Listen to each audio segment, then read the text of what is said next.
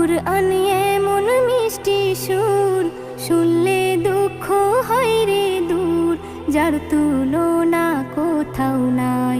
কুরআন যে জন পড়ে যায়, দু জগতে শান্তি পায়, চলা সহজ হয়ে যায়।